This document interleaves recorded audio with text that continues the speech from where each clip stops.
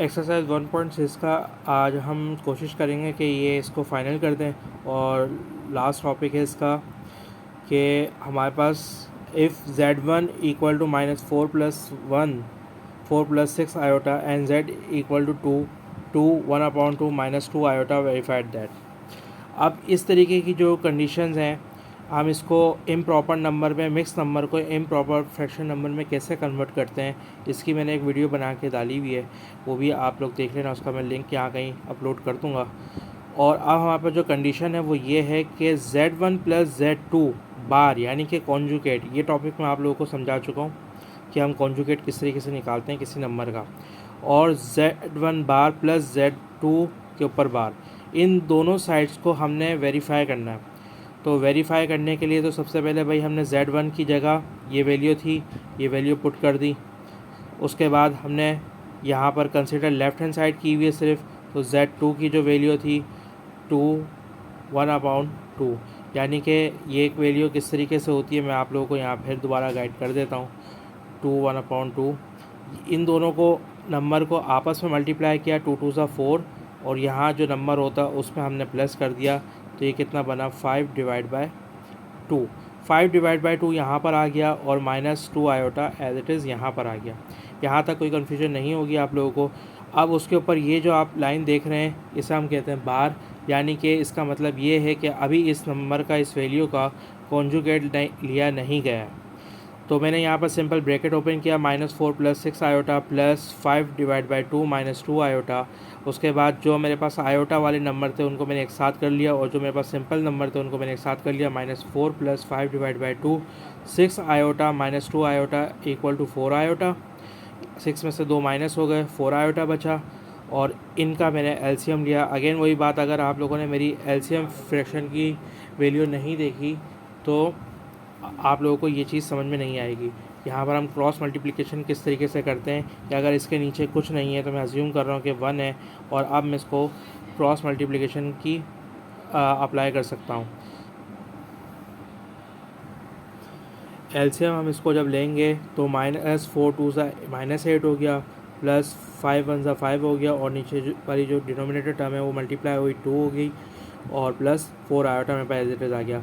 -8 में से 5 गया, -3/2 + 4 आयोटा, मेरे पास ये टर्म बनी। उसके बाद अब मैं यहाँ पर लाइन लिख रहा हूँ कि टेकिंग कॉन्जुगेट, अब मैं इसका कॉन्जुगेट लेने जा रहा हूँ।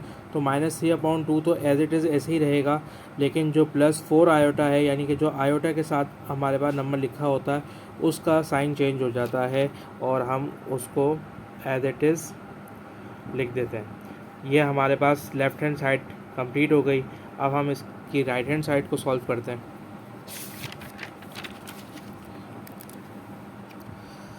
राइट हैंड साइड जो हमारे पास थी, z1 के ऊपर बार था प्लस z2 के ऊपर बार था, तो मैंने यहाँ पर z1 की वैल्यू पुट कर दी और z2 की वैल्यू पुट कर दी।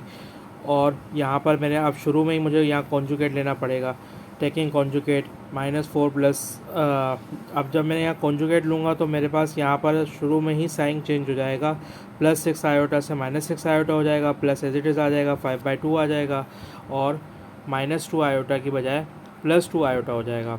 -4 + 5/2 -4 आयोटा हो गया। यहाँ पर वही हम लोग अगेन कंसिडर करेंगे कि हमारे पास नीचे 4 के नीचे कुछ नहीं है तो 1 है, और हम यहाँ क्रॉस मल्टीप्लिकेशन एलसीएम लेंगे।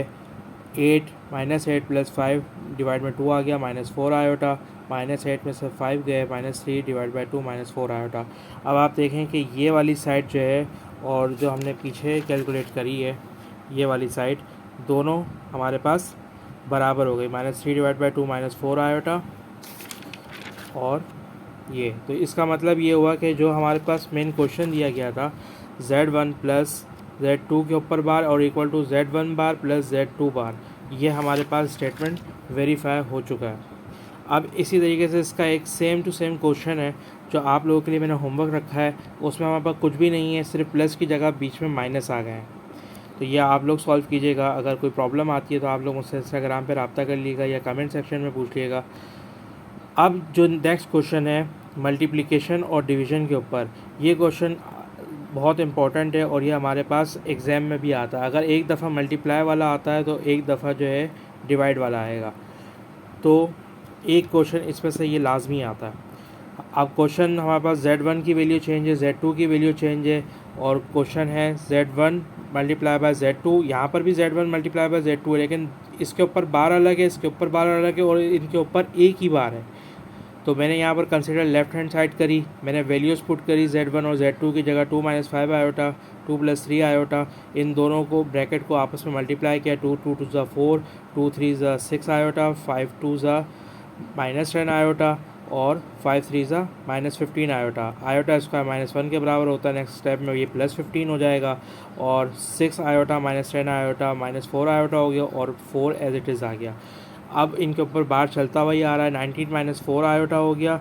मैंने यहाँ पर लिखा टेकिंग कॉन्जुगेट लेते हैं तो आयोटा की जो टर्म है वो हमारे पास उसका साइन चेंज हो जाता है। अगर वो माइनस में हो तो प्लस में हो जाता है, प्लस में हो तो माइनस में हो जाता है।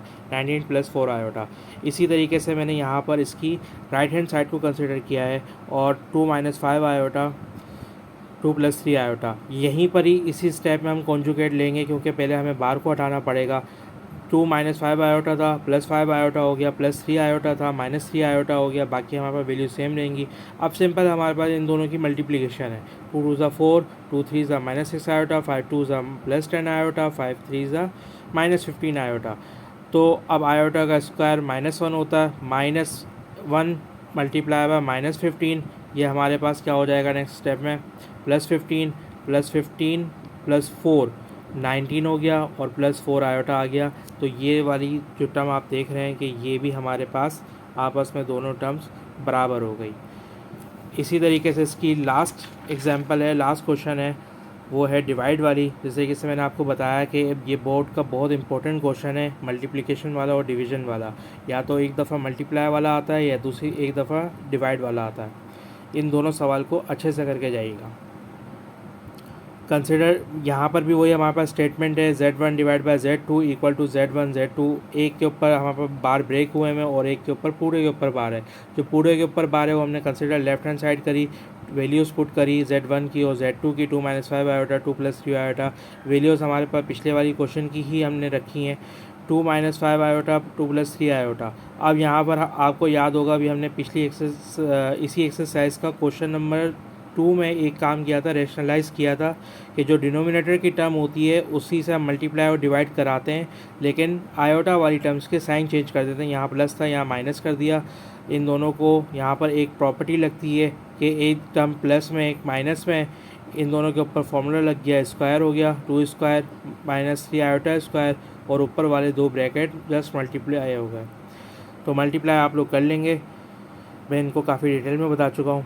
मल्टीप्लाई होने के बाद आपके पास एक आंसर आएगा -11 + 16 आयोटा, डिवाइड में आ गया 4 + 9, 2 का स्क्वायर 4, 3 का स्क्वायर 9, आयोटा के ऊपर भी स्क्वायर था तो आयोटा स्क्वायर -1 मल्टीप्लाई बाय -3 = +9, और फिर उसका square.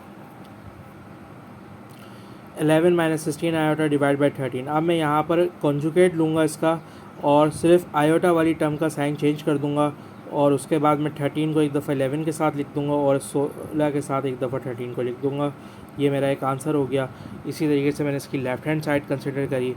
Left hand side consider करने के बाद 2 - 5 आयोटा, 2 + 3 आयोटा मैंने इस तरीके से लिखा। यहीं पर मैंने इनका कॉन्जुगेट लिया, फिर मैंने इन पर मल्टीप्लिकेशन वाली रैशनलाइज नंबर की प्रॉपर्टी अप्लाई करी, और यही हमारे पास दोबारा फॉर्मूला बन गया। तो आप देख रहे हैं कि इनके स्टेप्स सेम है। अगर आपको एक तरीके से सही चीज़ समझ में आ गई तो आप लोगों को इन सवालों में प्रॉब्लम नहीं आएगी, बल्कि बहुत इजीली आप लोग नंबर इसमें गेन कर पाएंगे।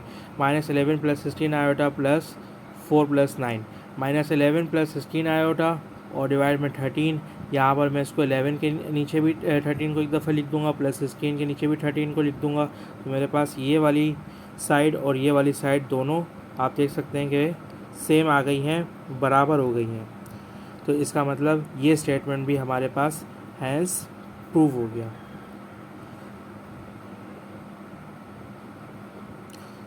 चैप्टर नंबर 1 जो है हमारा ख़त्म हो गया यहाँ पर। अब जो मैं नेक्स्ट चैप्टर स्टार्ट करूँगा इसके बाद, वो हमारा वैसे तो चैप्टर 2 है अलगोरिथम का, लेकिन वो मैं आपको सबसे एंड में कराऊँगा। इसके बाद मैं आपको चैप्टर नंबर 3 कराऊँगा, ताकि आप लोगों को सवाल सॉल्व करने में आसानी हो। और चैप्टर 3 को स्टार्ट करने से पहले मैं आप लोगों के साथ एक चैप्टर 1 का टेस्ट जो है वो यहाँ पर अपलोड करूँगा। उसे मैं वीडियो के तौर पे अपलोड कर दूँगा, अपने इंस्टाग्राम पे भी अपलोड कर दूँगा, ताकि आप लोग इस पूरे चैप्टर की एक टेस्ट दे दें और उसकी एक प्रैक्टिस कर लें, ताकि आप लोगों की पेपर की तैयारी अच्छी हो जाए। अगर आप लोगों को वीडियो अच्छी लगी हो तो उसे लाइक करें, कमेंट करें, शेयर करें, और जो लोग मेरे चैनल पर नए हैं वो इन्हें सब्सक्राइब करें। Thank you.